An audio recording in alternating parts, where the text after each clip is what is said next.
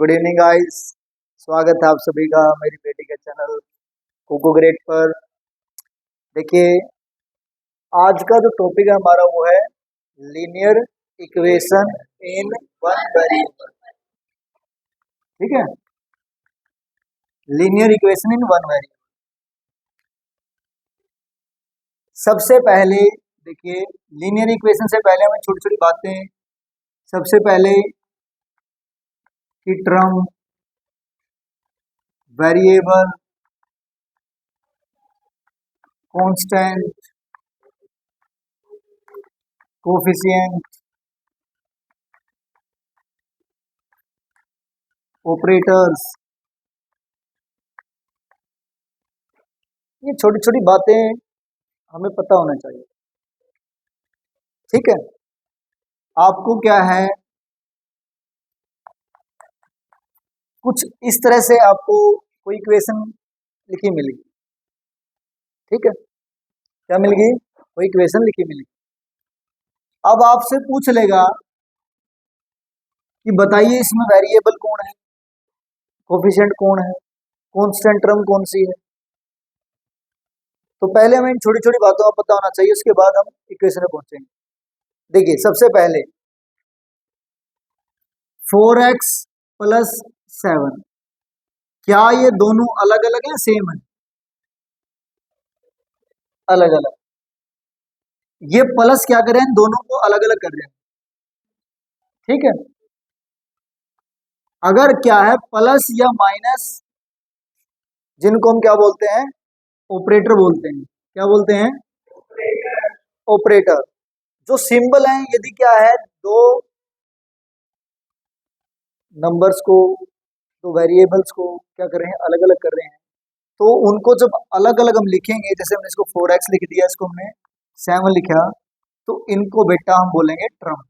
क्या बोलेंगे? टर्म। एक पद है भाई, एक पद है, कितने भी हो सकते हैं। ठीक है, लिखते रहेंगे, जैसे 7x + 4y + 5 +। ठीक है, अलग अलग लिखेंगे तो 7x 4y 5, यही सारे क्या टर्म आएंगे। क्लियर? ठीक है, अब इसी के अंदर देखिए हम सारी बातें इसमें बता देंगे। अब टर्म क्लियर हो गया, ऑपरेटर क्लियर हो गए। अब देखिए, जो मेन है हमारे वो है ये तीन, जिनके ऊपर सारा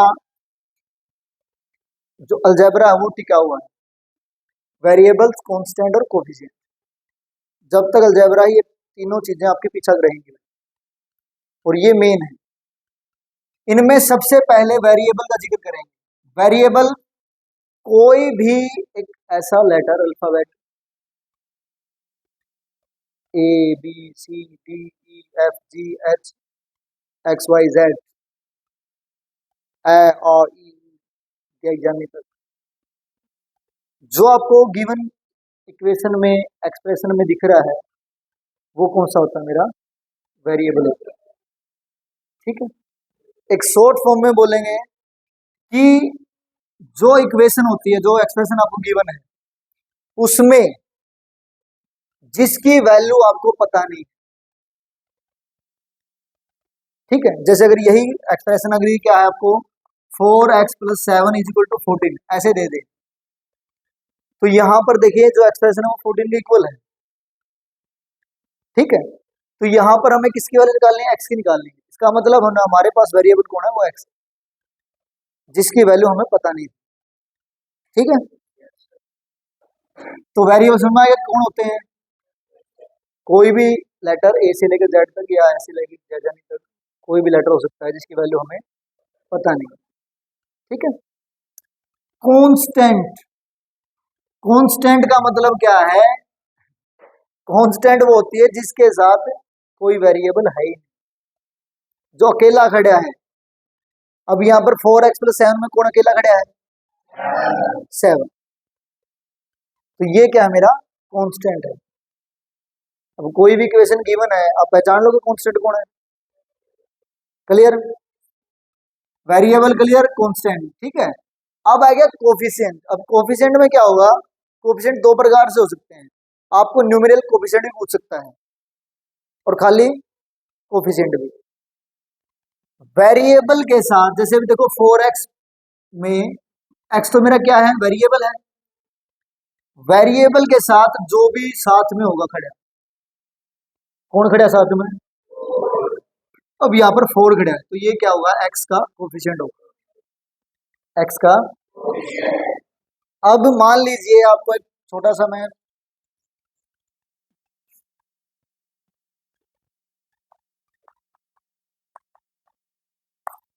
ये लिख दिया मैंने 3xy प्लस 5। आपसे पूछ लिया क्वेश्चन कि what is the coefficient of x, क्या आंसर आएगा?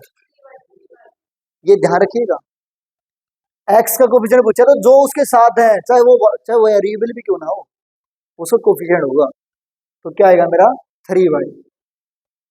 और इसी में उसने पूछ लिया कि what is the coefficient of numerical coefficient of x, तो वो सिर्फ कौन आएगा, 3 आएगा। वहां पे वेरिएबल है, क्योंकि न्यूमेरिकल वैल्यू कोई भी नंबर वैल्यू, अब नंबर क्या है मेरा 3 है। ठीक है, रखें ध्यान। अब चलिए ये चीजें तो होगी हमारी। अब हमारा टॉपिक है वो क्या है कि linear equation in one variable. अब वेरिएबल समझ में आ गए कि A B C D F G H ये सारी वेरिएबल हो गए। ठीक है, और चलो लीनियर इक्वेशन अभी नहीं समझ में आई तो लीनियर इक्वेशन को थोड़ा दोबारा एक बार रिपीट कर देता हूँ। अभी मैंने एक चीज लिखी थी 4x प्लस 7, चलो ये लिखा था ना, लिखा था। देखिए जब आपको कुछ इस तरह से कोई भी इक्वेशन लिखी मिले, वो क्या होता है, मेरा एक्सप्रेशन होता है। क्या होता है, क्या होता है? लेकिन जब भी इसी एक्सप्रेशन को क्या है, इक्वल का निशान यानी कि हम इक्वल लगा के किसी अदर के क्या है इक्वल रख देते हैं। जैसे हमने क्या इसको इक्वल रख दिया, मान लीजिए हम इसको क्या है, चलो 11 के रख देते हैं इसको, कि 4x plus 7 is equal to 11। यहां पर क्या हो गया, टू एक्सप्रेशन जो है वो कंपेयर हो गई एक दूसरे से। ठीक है, क्या हो गए, और ये जो एक्सप्रेशन है वो इसके इक्वल है, तब ये एक्सप्रेशन ना कहला के फिर क्या कहलाएंगे, इक्वेशन कहलाएंगे। क्या कहलाएंगे, इक्वेशन। लीनियर नहीं, लीनियर का भी जिक्र करेंगे, इक्वेशन कहलाएंगे। जब तक ये अकेला है एक्सप्रेशन है, इक्वल टू रख दिया। बहुत बार क्वेश्चन पूछ लेते हैं कि एक्सप्रेशन और इक्वेशन में क्या फर्क होता है, तो भैया जी ये फर्क होता है, खाली है इक्वल टू कुछ नहीं रख गया तो एक्सप्रेशन है, इक्वल टू रखते ही चेंज इनटू इक्वेशन। कर लोगे? अब चलिए हमारा लीनियर इक्वेशन देखिए। क्या आपने अपनी क्लास में यह शब्द सुने हैं, डिग्री? डिग्री जिसको पावर और हिंदी में क्या बोलते हैं, घात।